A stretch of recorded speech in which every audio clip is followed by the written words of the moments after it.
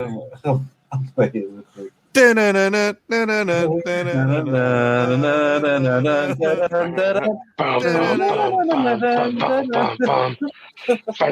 Carrie Underwood shit. It's Sunday night. Yo, what's good, everybody? Welcome back to another edition of Cave Sports. We're here on 420. Happy 420 for everyone that celebrates and observes and participates. Before we get started, I just want to remind you guys to check us out on social. Check out our website, k4v3.com, social on IG, TikTok, Twitter. Subscribe to the Discord, or subscribe to us on YouTube. We have all of our links and socials running at the bottom of each episode. So if you forget, you can always look down and find our stuff. Well, yeah, happy 420. Here with Francis and with making his debut, Proper. How you guys doing? I'm high. I'm fantastic. Hi. I don't partake that hard anymore, but I did hit the blunt a little bit. Yeah. All right. Been a minute myself, gotta admit. So tonight, though, we're gonna be running through some NBA, mainly NBA playoffs. Talk about some awards, possibly. Some deep dives, freestyling in that aspect, that segment of the show. Also got some golf, and we're gonna do a little boxing talk. Some box talk. So without further ado, let's get rolling, boys. Before we kick that off, let's talk about that 420 tournament real quick. Oh, what happened to 420? Yeah, that 420 tournament. Oh, okay. I fucking sucked because I don't play Fortnite, but I did it for the cave. But it was cool. I think Jarrell, he chose the map based off of Counter-Strike Dust, so that was cool because I used to play Counter-Strike. So it was cool seeing that. But I hate the fucking guns in Fortnite, so I hate that game. was it a no build? Was it no build mode? Yeah, I mean it was pretty much like first to however many kills, I guess, and you are given a new gun after every kill. And there were good guns, and then I get dual fucking crossbows. I was like, what the fuck is this? Like I felt like Daryl from fucking The Walking Dead. I was like, oh my god, this guy fucking sucks. And then I had a crossbow. No. I was like, who the fuck am I? Katniss from Exploding Crossbow. But it was fun. I think Jarrell was on there, Danny was on it, and Naro, and none of the cave guys placed in the top 5. Hey, well, because it's not about us, you know what I'm saying? Like but it's about the rest of the boys cave. Showed up and showed us how it's done, and I'm like, well, all right. If I lived in the UK, I wouldn't have anything else better to do too. So you can watch some football, different kind of football. That's not football in America. Balls to play with the feet. Well, hey, shout out to you and to everyone that joined in on that 420 tournament. Glad it was a success, and I'm sure we'll be doing more of those in the future. So I'm glad you got your slurp in today, Proper. I mean, what kind of slurp we talking about? I did a lot of slurp. I got a Slurpee. Hey, so what's going on in the world of NBA? You guys been enjoying the playoffs so far? Yes, sir. Want to talk about a few of the playoff matchups, not all of them. Some of them are kind of lopsided. The first one I want to talk about is the Cavs-Knicks matchup. Knicks stole the first game at home in Cleveland, which was interesting. I kind of had a feeling that could have happened, but then, of course, the Cavs in Game 2 just blew them out like crazy. I think it was like a 20-point win or something like that. So yeah, I'm just goes to show that this is the only first round matchup in the East that is going to be like a punching battle.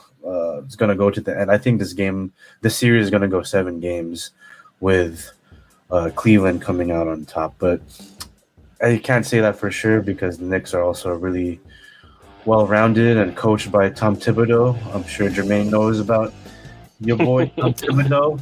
Bulls dirty. Yeah.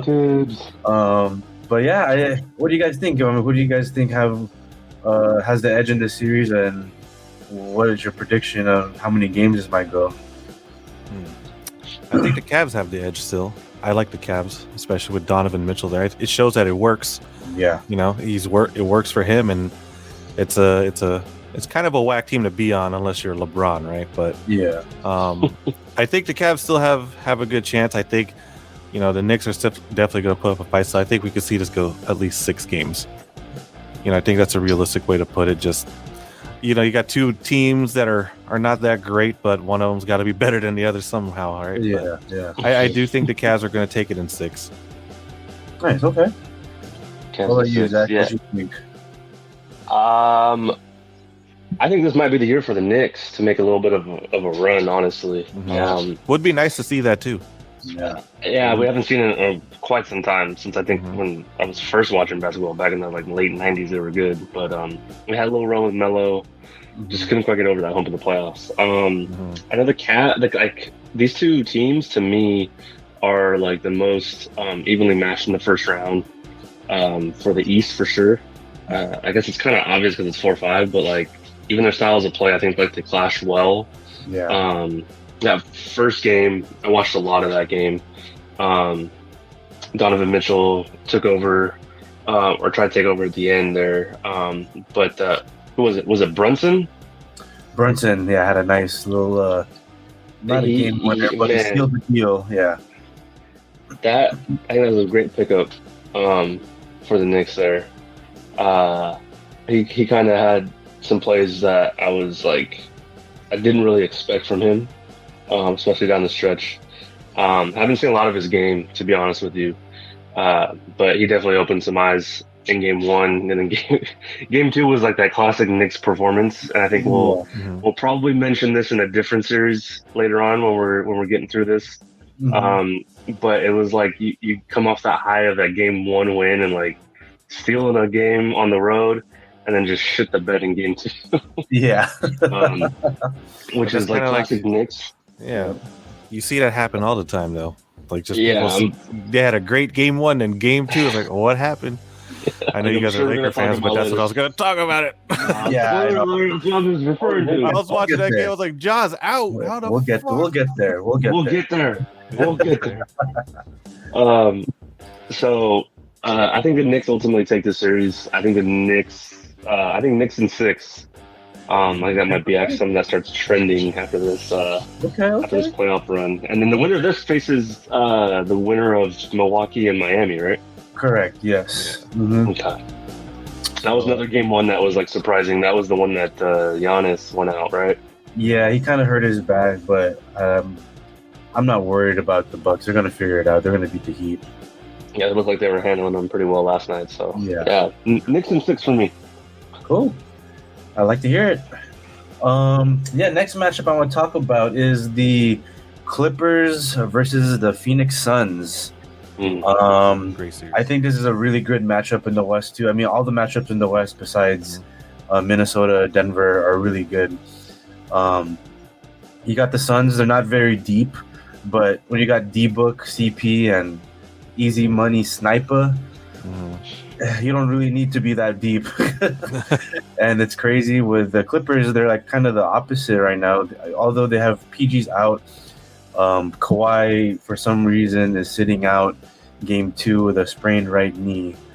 All that load management, and I don't know. But anyways, they're still keeping it close because that just shows how deep the Clippers are. They got nice vets like Eric Gordon, Nick Batum. Of course, Russell Westbrook's still on there. Solid bigs with Zubac, and they also got some solid wings with Terrence Mann. Also, Norman Powell is really good. So I haven't checked the score right now, but last time I checked, 66-75. What's the score? 66-75. Suns. Suns. Okay. Yeah, sounds about right. Yeah, I mean, I feel like the Suns still will win game 2, but they were keeping it close first half when I was watching. But yeah, ultimately, I just think with PG out this series, unfortunately, he got injured a few weeks before the playoffs started.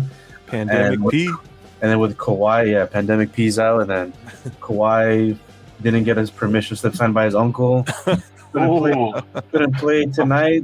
So it's all on Westbrook's hands now, and I don't think he's capable to carry a whole team on his own. So I got Suns in 5. Damn. Yeah. Well, it's 1-1 right now, right? It's 1-1 right now, yeah. I feel like we got to give or at least I'm going to give some love and some flowers to Russell Westbrook. Russell Westbrook. Oh yeah. I almost want to say Brick because I'm just so used to it, but I was honestly one of the few Laker fans that actually like having him on the team. I know there was some boneheaded shit that he did, but there's some boneheaded shit that LeBron does too. Oh yeah. So, but Westbrook really showed why he's valuable in Game 1. He wasn't making shots, but the effort and like the clutch, the hustle plays are there for sure. Away from the ball plays that he was making, being in the right spot, right time, reading the room on like the shot selection and where to be. Like he seemed to always be in the right place at the right time on the stretch, and had some really really clutch non-scoring plays to seal that game when they could have easily lost that game. But yeah, already being down PG, and then you have Kawhi lost for a game. Like, I don't know if they're trying to, roll the dice here and maybe try and just take one loss to have him for the rest of the series. I don't know if that's necessarily worth it. Like in the playoffs, you got to win games, right? So yeah, I don't think it's savvy to be able to do that. However, if it works, then good on them. But I definitely do see the Suns still winning the series. I think them winning tonight is going to go a long way for them and to push them in. If you get a quote unquote free game in the playoffs, you got to take it. And I just feel like that's just going to come back to the Clippers. So I got Suns in 6. Cool. Nice. Yeah, I think before this matchup even started, the idea is that it's going to be the Suns. That's a given. It's you want the Clippers to have a good team, and to be honest, that's what I wanted to. I was like, it'd be nice to see them do better. And then when they had Kawhi come in and Pandemic P joined, and it just sucks. Like, how did that not work?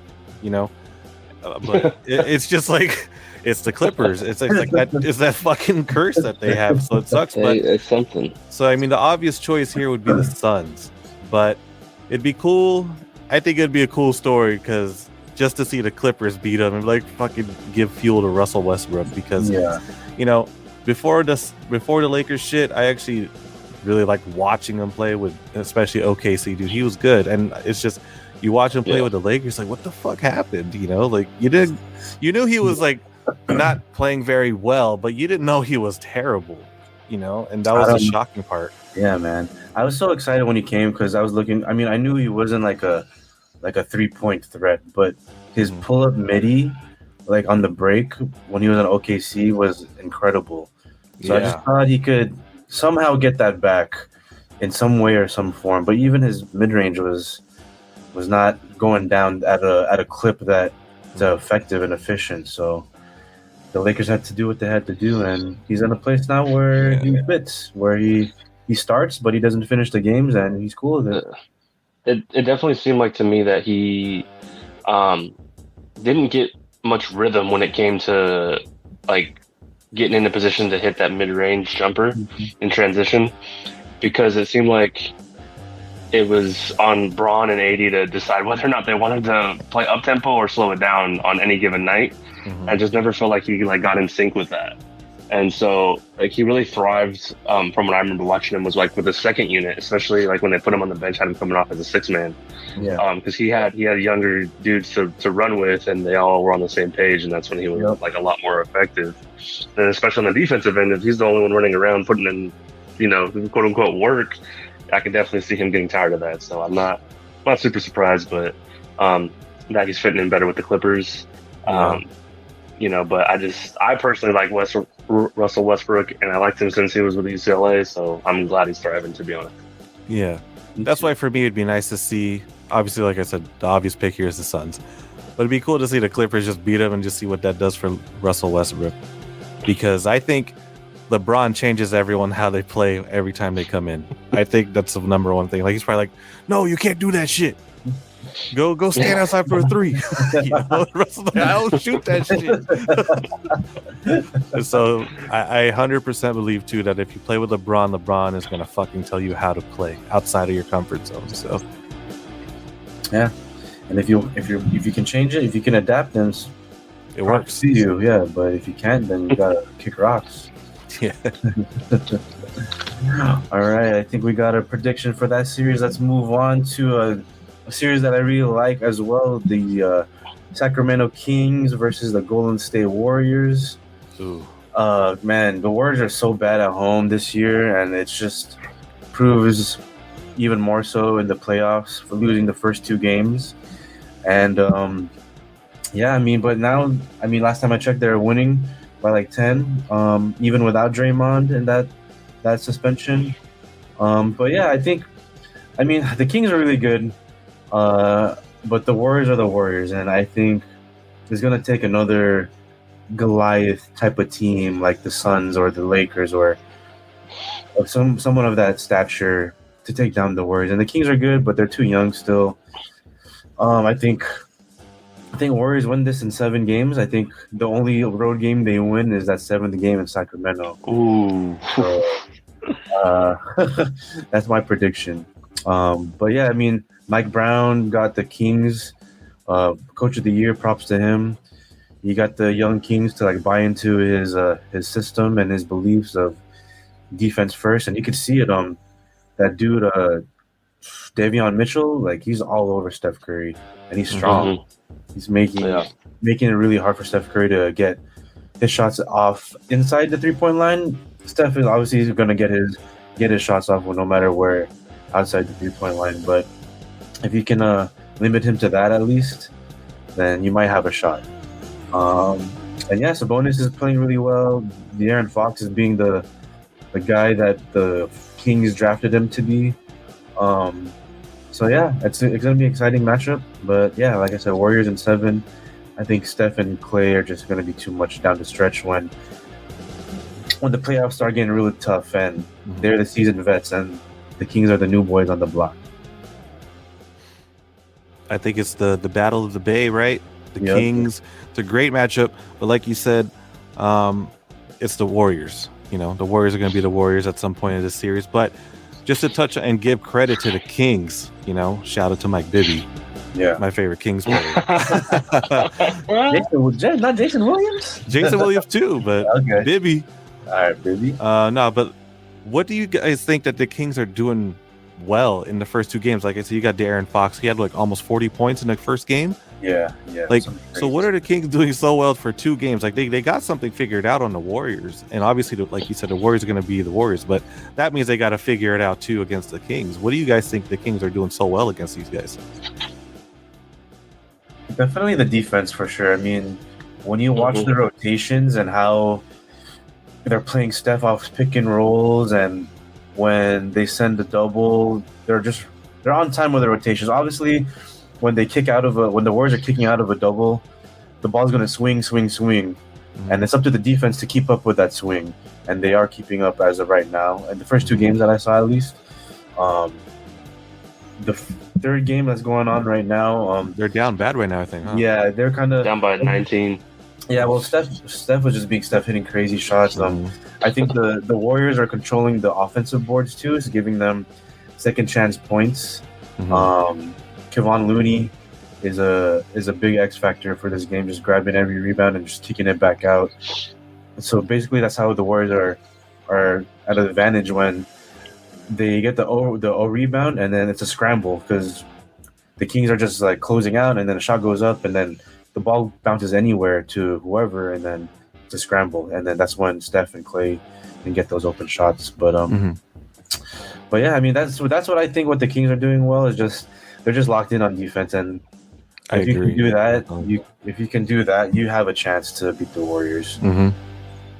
Yeah, they were also, it seemed like, being just more physical too. Like they were just hungrier for it. Like those first 2 games, I think that honestly, like obviously being a Laker fan, I got like chills because of the flashbacks to the early 2000s playing in the Cow Palace. Oh yeah, up there. And, like it was the same thing. I was telling my son, like, dude, this is how it used to be. This is terrifying. Yeah. Like if they keep winning, this is scary shit. Because that's how it was back in the playoffs. You don't want to play in Sacramento if on the road. No, you don't want to go up to Sacktown and play them in their house because and it was like never like really close except for like a few games, but it seemed like they would just be up by 20 in a blink of an eye, like every year.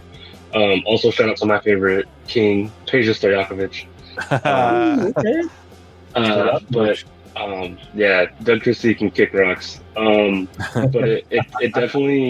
it definitely seems like the Kings just wanted it more, and I don't know if that was like playing devil's advocate here. If it's just Kerr and the veteran Warriors, like, oh yeah, it's fine. Like, let them get confidence. Let them be like, we're just gonna save some energy.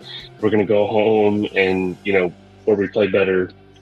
And have a night like tonight. They're up by 21 points right now, or 22 points late in the fourth. Which is what we kind of have come to expect from this Warriors. Core three, three-headed monster with Steph, Clay, and Draymond. Which I think Draymond's out tonight, right? With suspension. Because he tried to do a Stone Cold impersonation and stuff in the mud hole. What do you guys think about that? What do you guys think about that? By the way, should not have been suspended. He did land on him again. Like, it was like there was definitely contact. He definitely pushed off of him hard. But like, come on, like it wasn't that bad. Yeah, he doesn't deserve a suspension. Definitely the technical or whatever, call that, because it's Draymond. But he does not deserve to be suspended. Sabonis had his. I don't know if Sabonis had it on purpose, but he wrapped his. He wrapped his arms around his leg. I don't know. We really don't know what's going on in the mind because everything's happening so fast. But at the end of the day, Sabonis had his arms wrapped around his leg, and he was just trying to get his leg out. Yeah, he was definitely poking the bear for sure. And Draymond just took the bait, dude. He took the fish, bro. Yep. And it cost him the game, but it looks like it didn't matter. Yeah, it don't matter. But yeah, so what do you guys think? Are you guys picking Warriors for this matchup, or are you guys gonna go with Kings? You think Kings are gonna pull it off? I think the Warriors are gonna take it. Like you said, 7 games. I agree with that. I want to see a good series out of this. Damn. But the Kings are doing so well on defense that I feel like over the stretch of time they're not gonna be able to match that. That speed of the Warriors. They're so quick on transition. They're so quick in just how they play. And I think over time, with how hard the Kings are playing defense and they're playing fucking really good defense, they're going to tire out, and we're going to start seeing that like down the stretch, and that's where the Warriors show why they're champions. Yeah, they make the adjustments. They look at the film, and they're going to make the counters to the counters to the counters, and that's why I think Warriors are going to come out on top of this as well. Yeah, so you guys both said 7. I think I got Warriors in 6. I don't think Kings are going to win another game. I think this is a night after they've put so much energy in.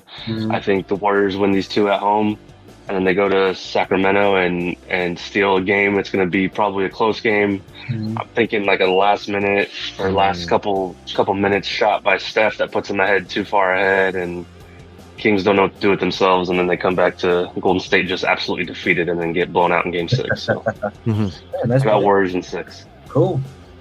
Yeah. Awesome. All right. Last but not least, we have me and Zach's beloved Lakers versus the Grizzlies. And you can always count on the fucking Lakers to fuck it up when they have an advantage.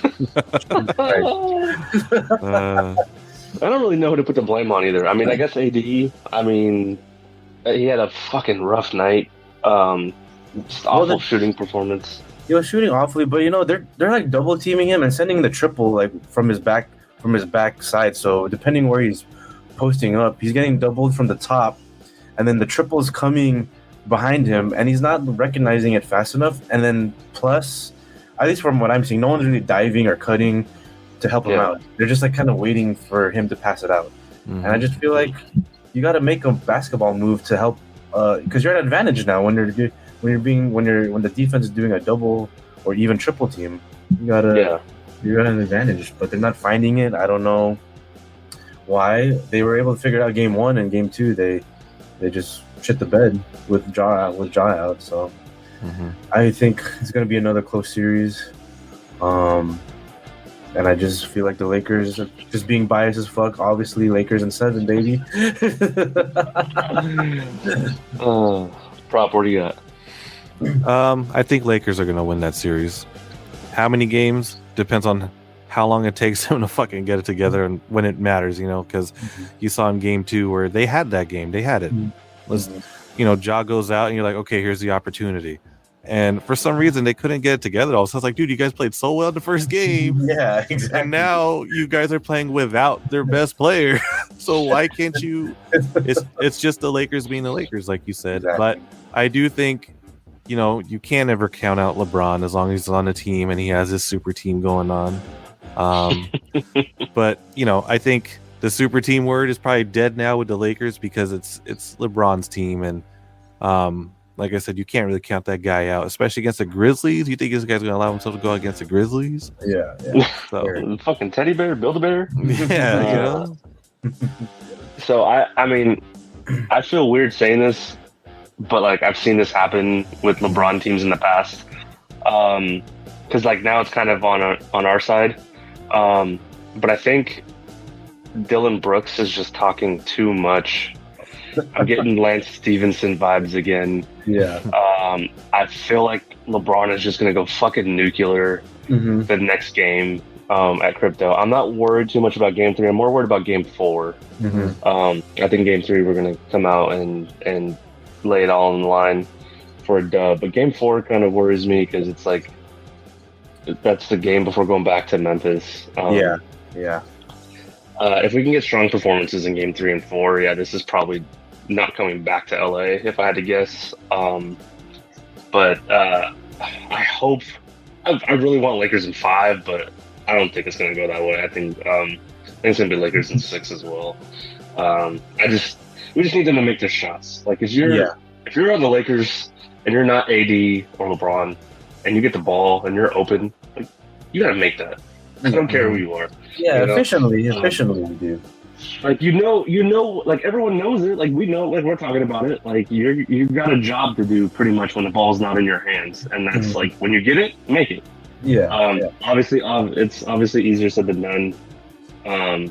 But I think what we didn't have in Game 2 that we had in Game 1 was like the supporting cast was making shots, being in the right place at the right time. Like I said with Russell.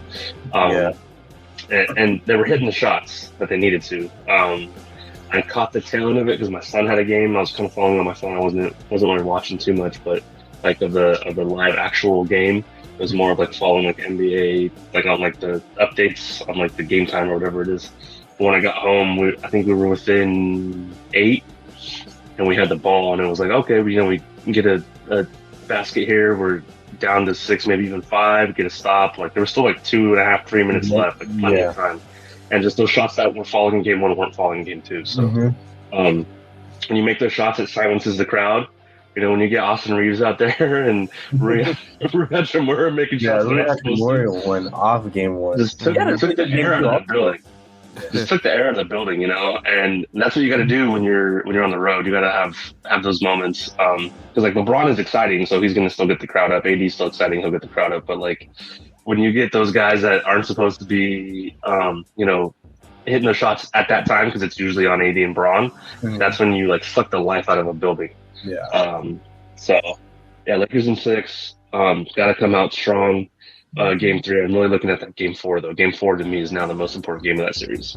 Yeah, that's a good point, man.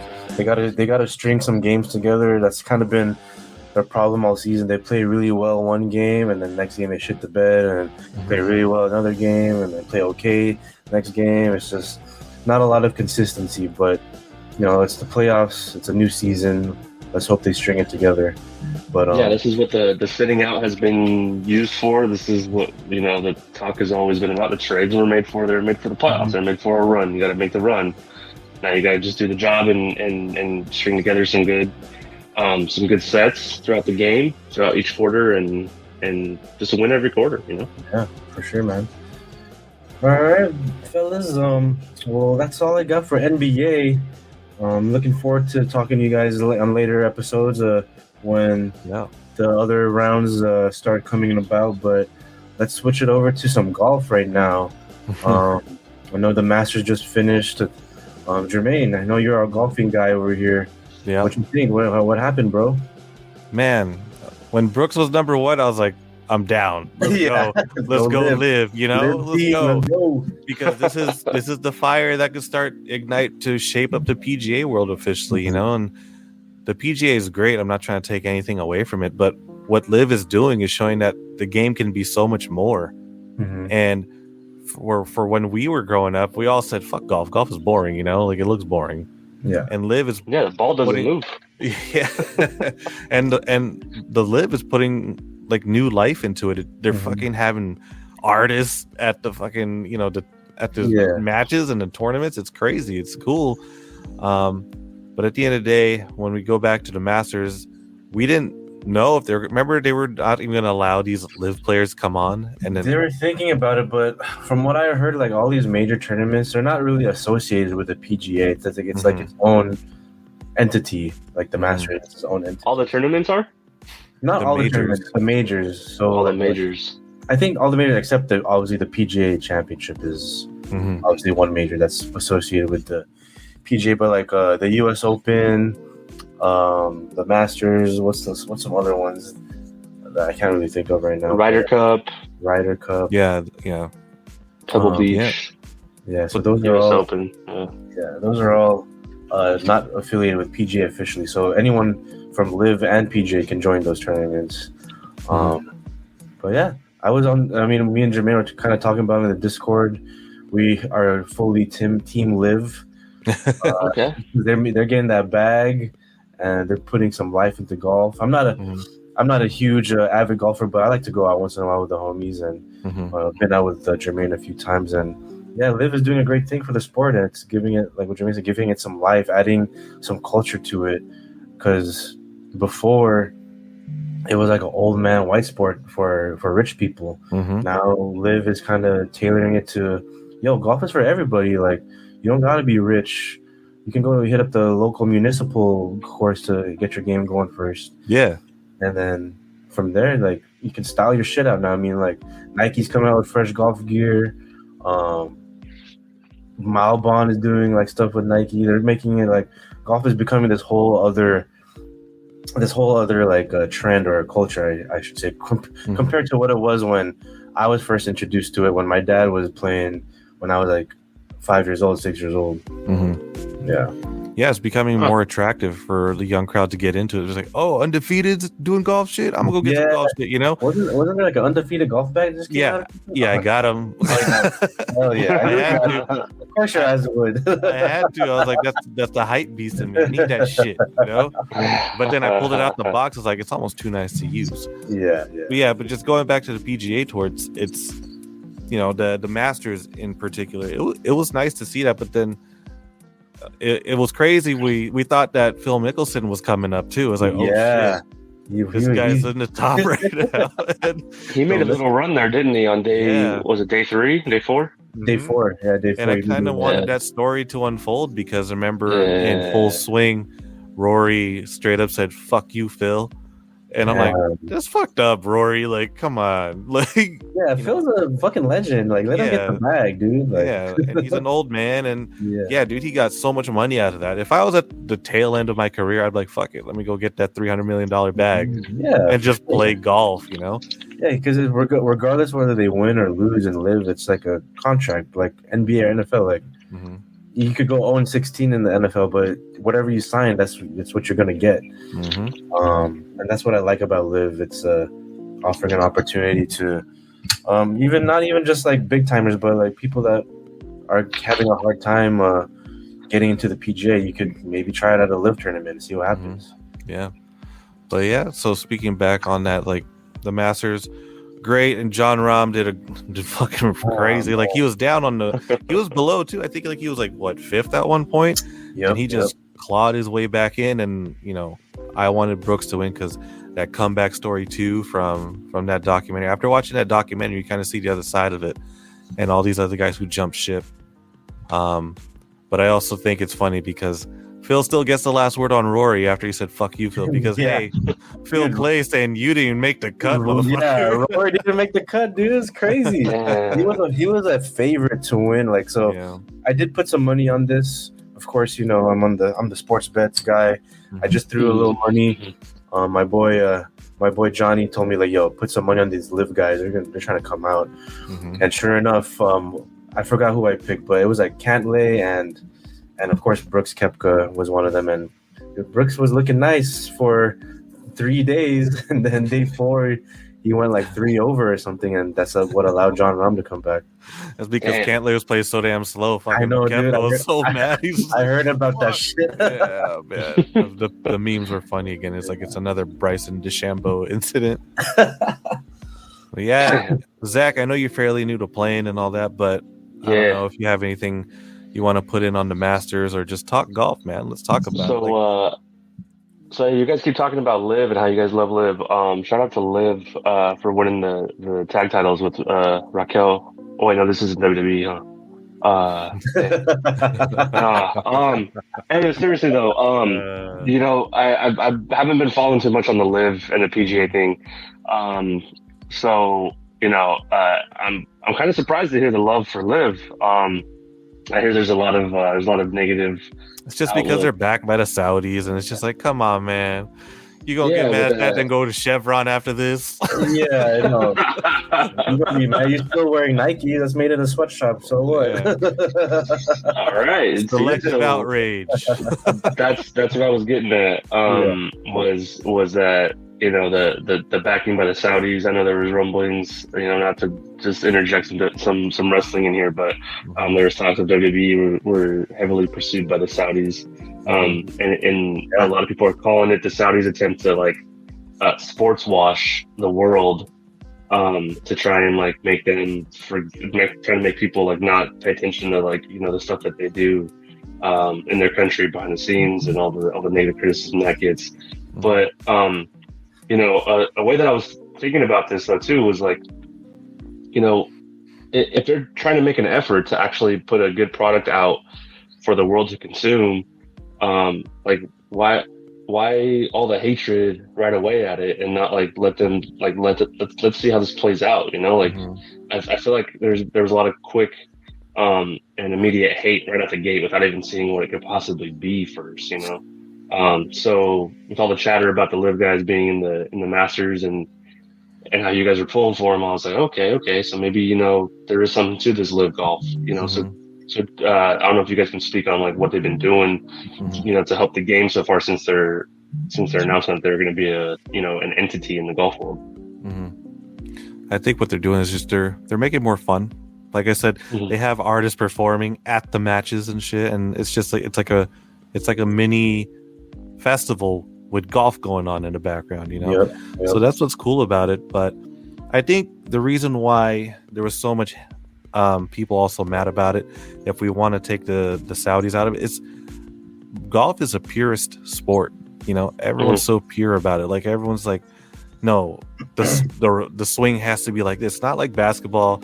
You could have a fucked up shot and still make the NBA, like fucking Sean Marion or whoever you want to name.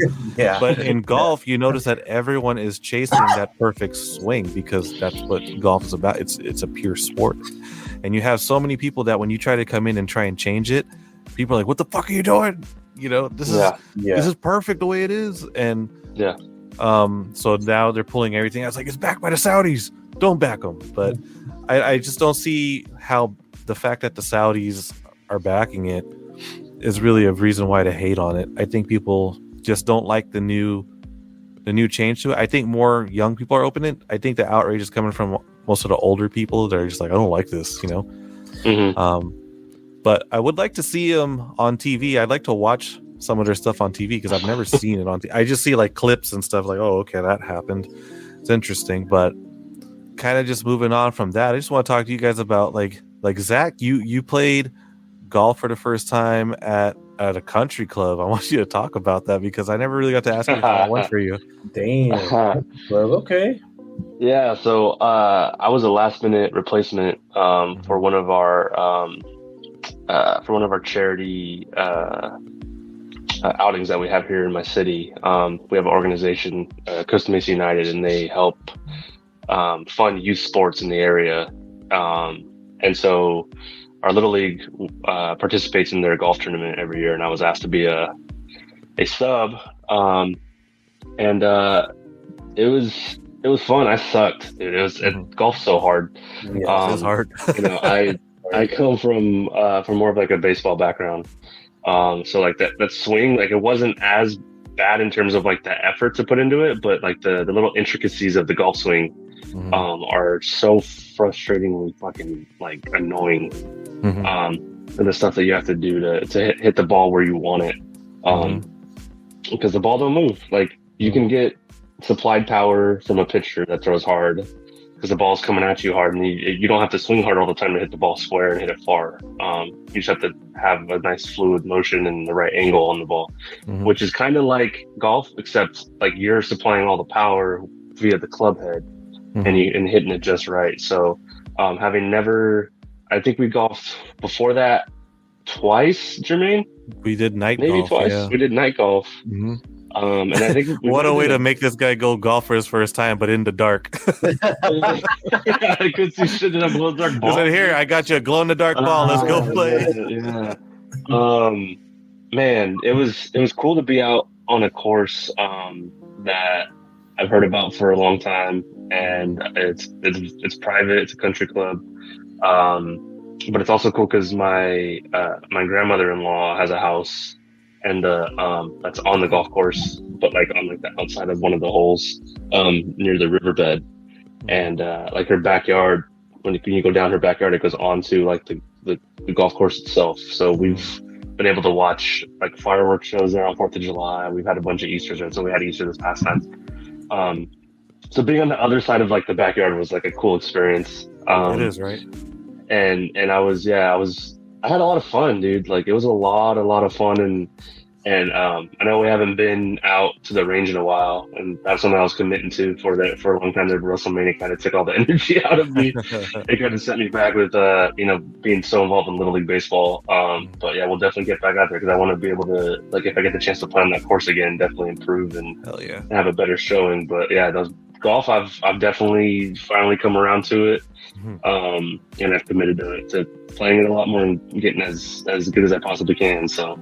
As a newbie into the golf world, I'm definitely appreciative of having you guys, backing and being able to play and hang out with and just shoot the shit on with golf. So it's an awesome sport. Definitely. I mean, I've played with Francis a couple times, and I've seen Francis, like, golf is hard. We all hit fucking bad shots, and I've seen Francis get mad at a shot and then just drink something, and all of a sudden it's like, oh shit. This guy hit a good fucking shot just now. But I've seen how Francis, like, golf you can enjoy in so many ways. Like, the game could piss you the fuck off, but if that gets in the way, and I think that you're just you're not a fun person. But I've seen, like, I see, like, Francis, and I like to see how he has fun on the other side of golf, and that's just drinking and hanging out with the homies, and that's what I like about it.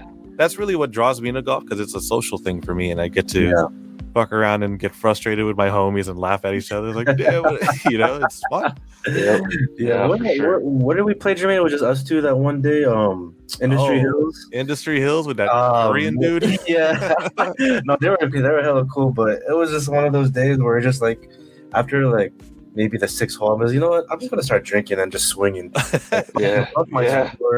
I hit a good one, I get a good one. If I hit a bad one, then I'll drop the ball somewhere and keep the pace up, So it's funny because you bought that first round, and then it was by that time you bought that first round, I was like, you know what, fuck it, I'm down, because I was playing so bad. I was like, where the fuck is my ball going? It's going over here. But I was like, oh, you got beers? I'm down. Let's go have some beers and just play. And and the guys we were grouped with, they were kind enough to buy us some beers too. That's like the best part about golf. Like sometimes you get matched with some random people, and you just become friends with them for 4 hours, and then after that you part ways and you're driving home buzz on a good one. That's the fun part about golf. But as with anything, it's such a hard fucking sport, and I don't know why the fuck we keep coming back. I don't know why I keep coming back. Like, it pisses me off. Dog, it's because you hit that one good shot that's buttery smooth that makes you come back all the time. And you feel like a fucking tour pro all of a sudden. And it happens to be the 18th hole. So you're like, after that 18th hole you hit that, you're like, damn, I need to look for a tee time. I figured it out. I want to tell you go back. Okay, go for it. Yeah, I'm sorry. Like, to touch on that, the 18th hole, my first time playing golf with the homies, I think I actually kept score. My shit was like 140 or some shit like that. But on the 18th hole, I had I hit a putt, and I read the green like crazy, and it was like must have been like a 20-yard putt. It was pretty far, and this was just to make par. And I hit it, I sunk it, and I just like me and the homies were like, yeah, going fucking crazy. And then like it's like, why am I going crazy? I just shot a 140, but it's because that feeling of like being like focusing in on that one shot and hitting it so good that it went in. It's just like, wow, I want to keep playing and practice. Obviously, I don't practice. Jermaine keeps telling me to hit up the range with them, but I'm too stubborn. I just want to go out and drink. I feel that though, because sometimes the range it gets boring too and repetitive. It's boring. Yeah. That's where you get where you get better, right? Yeah. But you know, one of the worst feelings for my golf story, I broke a window. What the fuck? It is the worst feeling ever because you're so scared. You're in that moment. You're like, you know, when you see your ball sail and you see it going right, and all of a sudden you're just like, there's a house right there. Yeah. And you do this shit like as if that's going to make it stop. Yeah. Like you duck. You're like, why am I ducking? And I duck, and all of a sudden, like as soon as I get back from my duck, I'm like, all right, we're good. Anyway, bam! I was like, oh, I broke someone's window. Wow. And I was standing there with my friend Roman, and I was like, yo, what do we do? I was like, he's like, you want to run for it? I was like, you know, obviously I would feel shitty, but then I was like, but you live on a golf course, you know? Yeah. You know, like you must have golf home insurance money or something. Yeah, and then my friend and Roman was looking on his phone when we sat in the golf cart. He's like, it says it's not illegal if you just walk away. It's just like the right thing to do. I was like, yeah, it's the right thing to do. So, so I got in the golf cart and I kept driving. Yo, that's funny. You probably shot like a really horrible round the next time you went out for karma. No, dude, after that I was so like it took me out of that game, and I was like, I don't want to play right now. Yeah. I just want to leave. And we had we had probably another 10 holes to go. I was like, we can go. Yeah. And then I put my shit out, and I was like, yeah, I'm gonna chill. I'm gonna have to go to the range and make sure I don't do that again. Yeah. Damn. That's some good motivation to get better though, for real. Yeah. Yo, before we switch off this topic, I want to go back to LIV a little bit. I had an idea when you guys are talking about LIV,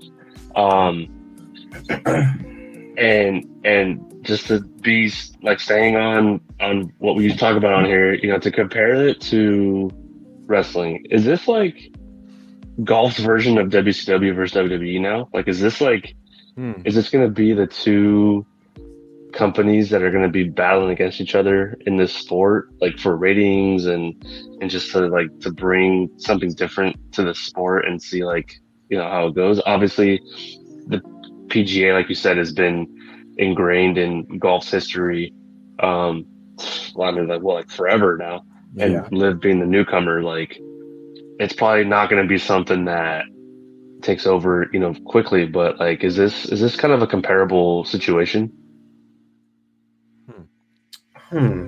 I think so. I mean, I think right now it's more of just fans making a feud out of it. You know, I think it's just like, you know, you got people saying, no, you're stupid, why would you support it? And people will have their reasons. But I think right now, I think LIV kind of needs to grow a little bit more to be that big contender for the PGA, because as exciting as the LIV is, they're nowhere on the PGA's level. Yeah. No way. Yeah. They just got a lot of money because we all know who's backing them. It's oil money, you know? Yeah. But at the end of the day, they're not established like the PGA. They got a great thing going on, but they have a long way to go to be in that conversation, to be like the WCW versus the WWF. Right now, that feud seems like it's there, and I would say so, but that's because of, like I said, you got the PGA fans and the LIV fans going at it. Yeah. Yeah, I agree with you. Yeah, I agree with you. So it's AEW versus WWE then. No, it's that wrestling place we went to in where was it? that in with J2, where we watched J2. Yeah. What was that? Was that Empire Wrestling? Empire Wrestling versus WWF. That was dope, dude. That's what that shit was fun, but with a better budget. Yeah, for sure. Yeah, Francis, what were you gonna say, dude?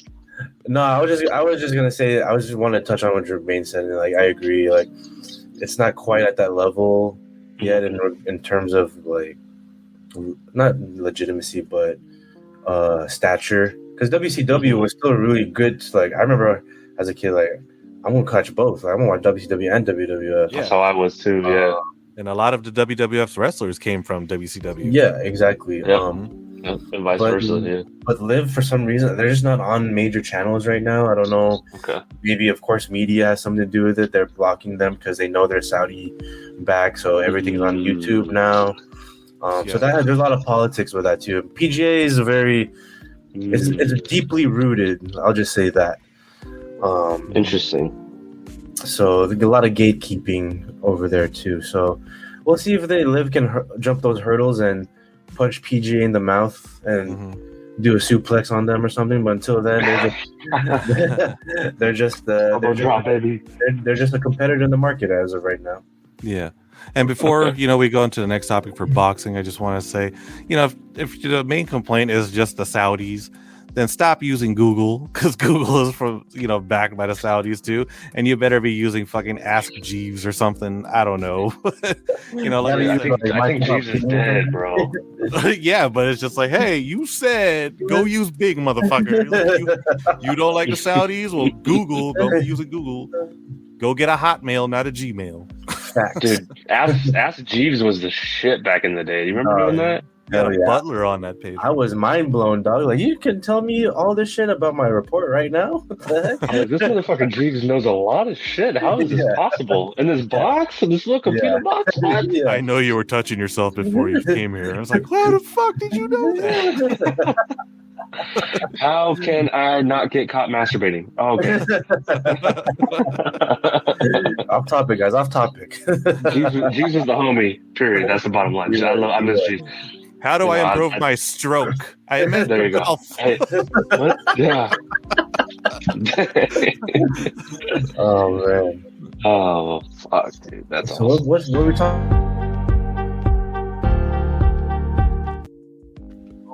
What kind of ad was that? Hello? Hello, glitch. This fucking Jersey. What's going on, man? The fucking Saudis, man. Saudis heard us talking. It's like they're about to put a countdown on a beheading video we weren't supposed to watch. Like, for the PGAs after us. We just leaked it on Cave Sport. The Saudis, they fuck with Cave. This is what the PGA was warning us about. Yeah. If the Saudis want to buy Cave, I'd be like, yo. Make that shit. Yeah, how much money you got? A lot. All right. Well, I think it's a good segue into transferring into our next and final topic. We're gonna have a little bit of boxing talk here. We got a big fight coming up. We got Gervonta Davis against Ryan Garcia coming up. Boys, go ahead and take a charge on this one. Go ahead, Francis. Yeah, I mean, this is going to be an exciting match. Obviously, Ryan Garcia is super popular with like, Instagram, TikTok. He plays super cool. I bet he picks up a lot of girls. He plays poker, has all these tournaments in LA. I'm like, yo, this guy's like cool ass pretty boy that can box. And you got Gervonta Davis, a little bit on the more rugged side, but he's a really good boxer as well. And obviously, Gervonta has been a little bit more battle tested, has fought more opponents that you could say are, have been in the game for a while versus Ryan Garcia. He just hasn't really fought anyone that crazy yet, but this is his first fight where he can make a real big name for himself. So, but yeah, I think Gervonta is the one coming down in weight to match with Ryan. I'm not sure of the actual weight. Do you guys have the stats with you? I should look that up. I forget the actual I currently do not. But the one stat that did caught my eye when I was looking up the fight for this, both are undefeated. Is that true? Yeah, both are undefeated. Yeah, and with over 20 wins. Yeah. Okay, so this is boxing's next big fight, huh? Yeah, pretty much. I mean, but it's also going to show that whether Ryan Garcia is just all hype, because he like Francis says, he hasn't really as impressive as a fighter he is. Because I'm not going to take anything away from him. I've seen him his videos, and I've seen him his matches when I can, and he can box. Yeah, he's got a heavy hand, and he knocks people out, and they're crazy. But he's also hasn't faced someone that scraps like Tank, because that guy gets in there and he's gonna scrap. And I think Ryan Garcia like heavily relies. He's a counter puncher. You see that a lot. He times his shots very well. But Gervonta is someone who's just going to keep coming in. Yeah. And I don't think, from the top of my head, at least from what I've seen, Ryan Garcia, he hasn't really fought anyone who's coming in as aggressively as Gervonta. And I think that's going to prove the difference maker in that fight. Just that constant pressure from Tank, and you're just going to see him eventually overwhelm him with that pressure, and he's going to land a big shot, because Gervonta is 28-0 with 26 KOs. Yeah. So yeah. That's gonna. It is a high probability that he's gonna knock out Ryan Garcia, and it could happen. He's got a heavy hand, and he keeps coming in. He's gonna break up that defense that Ryan Garcia is pretty good at. But it would also be interesting to see Ryan Garcia kind of really answer to the hype, because for the longest time he's been hyping up he's gonna fight a big name, and he signs with someone else, and it's like, what the fuck, man? Yeah. So. At the end of the day, I think we could see a great fight, but Gervonta is going to take that fight. And I see a knockout maybe in the 8th or 9th later rounds. Yeah, I agree with Jermaine. I mean, Gervonta is coming down in weight. I just looked it up. It's a 136 catch weight. So that's the only thing that I'm like, okay, maybe I do still think Gervonta knocks him down, but I don't know about knocking him out, because Gervonta has been fighting at a heavier weight, which obviously brings him more power. Yeah. So if he's fighting at a lighter weight, I don't know if he's gonna like really knock out Ryan Garcia. Maybe he knocks him down a few times and it goes to a decision. But yeah, like I still think Gervonta is gonna win. Gervonta is the favorite right now at minus 245 money line. Ryan Garcia is plus 195. So it's not close. It's kind of close, not super close, but yeah, we'll see. I mean, I have a friend that loves to buy. His name's EJ. Shout out EJ. He loves to bet the draws. He bet the draw on who is it on? Who the fuck was that? Canelo versus a Triple G. Oh, fight. Dude, he came up. So it's like he likes to bet on these big marquee matchups. A draw, just to throw it out there. So I might bet the draw too, because there's a rematch clause, and Gervonta's on a catch weight. Maybe it's even. Maybe I'll win a couple hundred off a $10 bet. We'll see. Yeah, no, it's definitely a fight that where it could go the other way, other than what's expected from Gervonta Davis, because Ryan Garcia has a great record too. He's 21 wins, 19 knockouts, so he's got a heavy hand. It's just. Is it strong enough to take out Tank? Yeah, we'll see. It's gonna be fun. I'm definitely gonna catch this fight this Saturday. But yeah, man. What do you bet, Zach? What do you bet? What do you got, Zach? What do you think? I'm gonna be admittedly candid here. Got into boxing actually right after I started hanging out with Jermaine a lot. But caught a bunch of Pacquiao fights at the crib, all right? Came through the Pacquiao parties. Roll, dog. Love Pacquiao. That's my dude. But so just a couple things that caught my eye, and just like looking this stuff up. I think it was very interesting, Francis. You brought up betting the draw here. One thing I noticed in boxing since I started watching it, I haven't watched and kept up with it a lot in my later years of since I got in the military and kind of separated away from my boxing homie Jermaine. But it seems like to me there's kind of a trend of like letting this go to the judges for these big fights, and it seems like from outside looking in, the intent could be to be able to have a fight of this magnitude get debated both in the grand scheme or in like the inner circle of the boxing circle as well as like the mainstream media when you get this much attention on a fight, in a way to set up multiple fights on the road to generating that revenue, that buzz, right? I feel like we saw it with Triple G and Canelo. Do you think this is another way for boxing to try and do that with this fight? Or do you think they're actually going to be, or that this will actually turn into one of those fights that like we're going to have a definitive winner, and even if it may prevent future fights down the road, this is going to be a very explosive fight that generates a lot of buzz and revenue that will then trickle into other fights, not including these two fighters. Yeah, I mean, you bring up a great point. I do think it's gonna be super close. Like I said, it might be a draw, but it's gonna be electric enough where it's gonna draw more fans, especially with Gervonta and especially with Ryan being more active on their social media. Ryan's playing celebrity poker tournaments and stuff, so he has a following. And I think that's gonna create some buzz because boxing needs personalities like that. People like, there's a reason why Mike Tyson was so popular. Like, he did knock out people, he was electrifying, but he was also like a hothead outside the ring too, and that's also magnifying, and it makes people want to watch this guy. Pacquiao was like, he was such a fighter in the ring, like such a dog, and then outside the full singing karaoke, playing on PBA basketball team, trying to be a senator. But that's also like, wow, what the fuck? I kind of want to see this guy fight because it's so like magnifying. And I definitely think this is going to be one of those fights where if it does end in a draw, there is a rematch clause, so there's going to be for sure a second fight if both fighters agree. So that will create more hype and try to bring in the bucks. You feel me?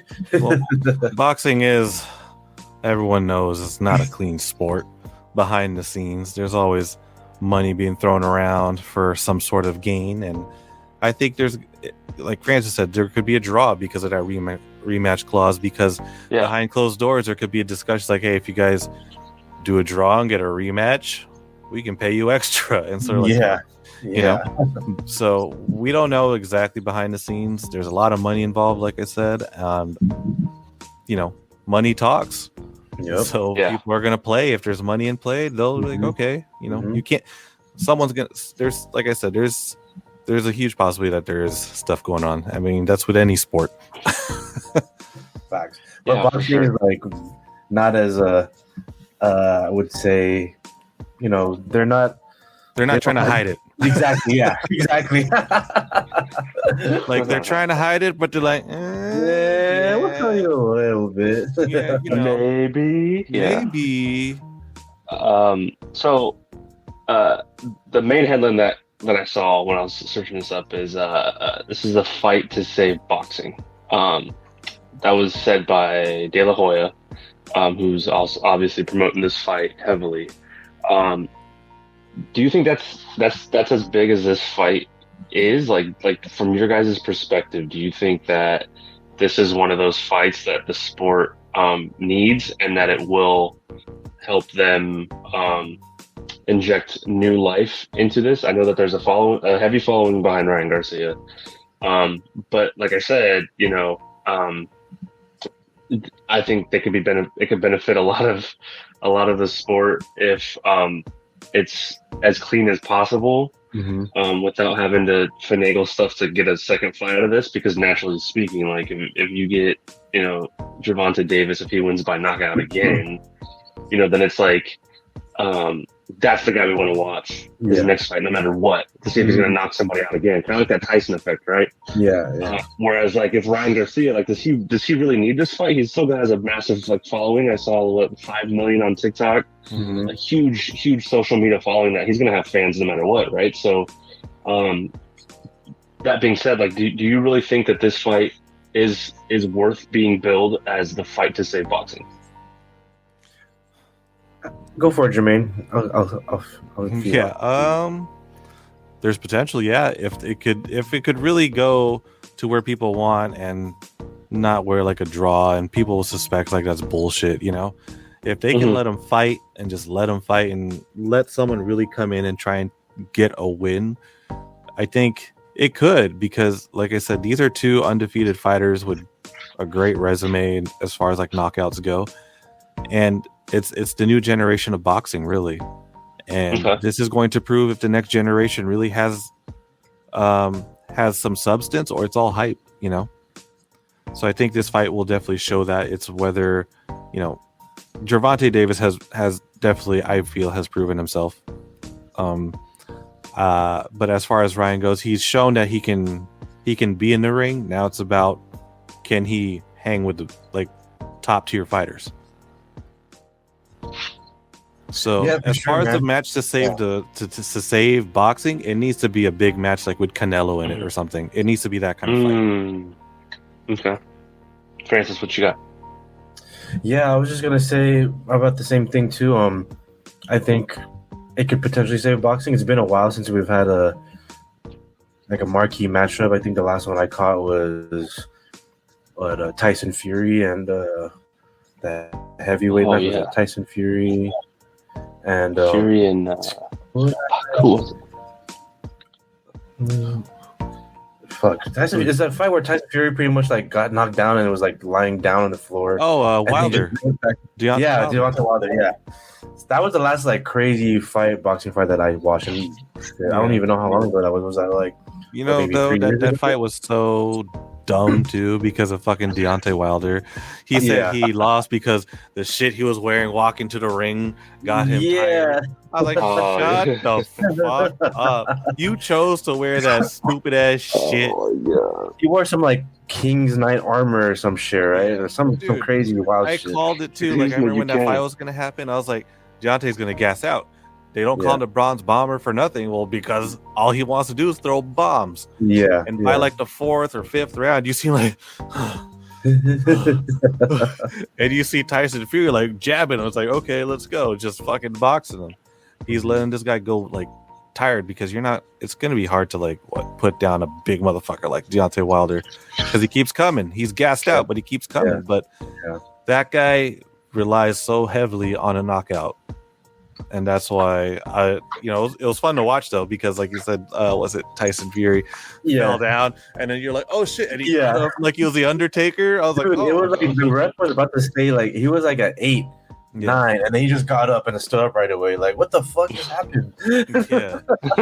Yeah, he won. Well, it was great, but a lot of people were like, oh, Deontay's gonna win that. And it was like. Yeah, but if you guys really watch him, this guy's gassed out by the 5th round. Yeah, you don't really do much conditioning. Yeah. But yeah, I mean, to go back to Gervonta Davis, Ryan Garcia, I do believe it's a match that will help save boxing and bring in more of an audience. Mm-hmm. Because Triple G and Canelo is like the last big matchup that I remember, mm-hmm. and then Tyson Fury and Deontay Wilder. Yeah. Besides that, like, it's been like at least 4 years mm-hmm. since that Wilder fight, or maybe 2 when they did round 2. Mm-hmm. So yeah, hopefully this is like one of those like what's the name of like a crazy like boxing like a Pacquiao versus Marquez kind of thing. It could go like the birth of something. Yeah, the birth of something. Yeah, like. Let's say Pacquiao Barrera, because that's really when he fucking started. Pacquiao was a fill-in because the original opponent couldn't make it. Yeah, and like here's this skinny Filipino dude with highlights in his hair. What the fuck? He fucked up Barrera. It's one of those fights, and I think that's where Ryan Garcia can kind of make his story happen right here. Mm-hmm. If he can do that to Gervonta and shock the world, and then that would give him some legitimacy to his name. Yeah. Right now, like you said, everyone knows him, and he's legit in that respect. But as a boxer, we'll see. Are there any other fighters in that weight class that Ryan can potentially face after this, if he wins, that will, draw another crowd? Was it lightweight or junior lightweight? I think it all has to be a catch weight. If anything, someone has to come down because, you're just looking at Ryan Garcia, I think, or he has to come up. Mm-hmm. But as far as in his weight class, I think this is probably the best he's going to have right now. Yeah. And it's a catchweight fight. Yeah, okay. All right. We'll see. But yeah, I think if I had to put money, I'm going to stay away from choosing. I'm going to go with a draw But if I had to choose, I'm gonna go with Gervonta Davis with this one, and I think he's gonna be the aggressor, and he's gonna show why Ryan is just another boxer that's just in for the TikTok highlights. But Ryan can prove me wrong. Like Jermaine said, he's really good, great counter puncher, but hasn't fought anyone at a level like Gervonta. So we shall see. I'm hoping for a draw though. Proper, who you got in the fight? I got Gervonta. Maybe just the fact that Francis also brought up the fact that he came down in weight is another thing I'm considering, but I still think Gervonta has what it takes to win that fight. So wouldn't be surprised if it goes decision or a draw, but I'd like to see maybe like a 10th round stoppage or something. Yeah. 10th round stoppage. Okay. Yeah. I'm going to pivot and go Ryan Garcia by TKO. Nice. It could happen. It could happen. Just fucking because I kind of like that spread, to be honest with you. I feel like Ryan. I think the sport needs Ryan to win more than they need Gervonta to win. That's true. If I had to guess, that's a good point. I feel like that following is just massive. I don't like to play conspiracy theory or any of that stuff with sports because I have this delusion of like I want sports to be like authentic and like and like there's no cheating or all that shit. But I think there's a lot of upside with Ryan Garcia winning, especially with, like I said, a social media following. That would be really good for the sport if he won.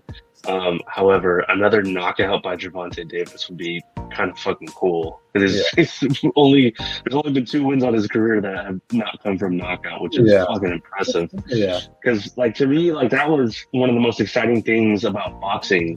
Was like, oh, is someone gonna get knocked out here? And like, was it 26 times that you've seen Gervonta Davis fight? I was like, yeah, someone's getting knocked out. So that's always exciting, and we always have this like I think as humans just like we love seeing like car crashes, we love seeing people getting fucked up and knocked out, and I think that's why like shows like Ridiculousness and Scarred like got so much ratings because we just want to see someone just get fucking knocked out. That's why Kimbo Slice is so popular. Rest in peace. R.I.P. Kimbo. Most iconic Kimbo Slice fight, the dude's eyebrows hanging out like, it was nasty, bro. Dude, and that was back in the day when YouTube, the video, like the quality wasn't even that good yet. Somehow it was like HD to us. I was like, how did we let this slide? Yes. But for the sake of this show and to make predictions, I'm gonna go Ryan Garcia TKO. Yeah, that could very much well happen. He has shown he has the power to do so, but is it powerful enough for Gervonta? We'll find out this weekend. This Saturday, right? 22nd? Yes, sir. Showtime pay-per-view. All right, I actually am going to tune in for that. Not gonna lie. It's in Vegas too, so it's gonna be a party. Is it MGM? T-Mobile Arena. Oh, even better. If Ryan wins, you're going to catch him at the poker tables. Oh yeah. He plays poker, probably popping bottles of excess afterwards. Shit. Live it up, young man. I would too if I was pretty boy like him. I would do the same shit. And I was young like that with all that money. I'd be like, fuck yeah, we party. Yeah, especially after this, which could be the biggest win in modern boxing. As this fight is dubbed the fight to save boxing. Well, gentlemen, I think that's going to wrap it up for us on Cave Sports. Thank you, everyone who's been watching. Thank you, Francis, for hopping on. Thank you, Proper, for making your sports debut. Debut. It's a debut. On this fantastic 420. Again, on behalf of Cave, shout out to all the Fort 20 tournament players that participated today. You can always check us out at our website, k4v3.com. We got merch in the shop. We're all over social media, all the social media platforms. Whenever you watch these shows, the bottom scroll bar will have all of our information. I'm Phil Byrne, signing off on this edition of Cave Sports. We'll see y'all next time. Be easy. Later, boys. Peace out. See ya. Laters. I need an outro.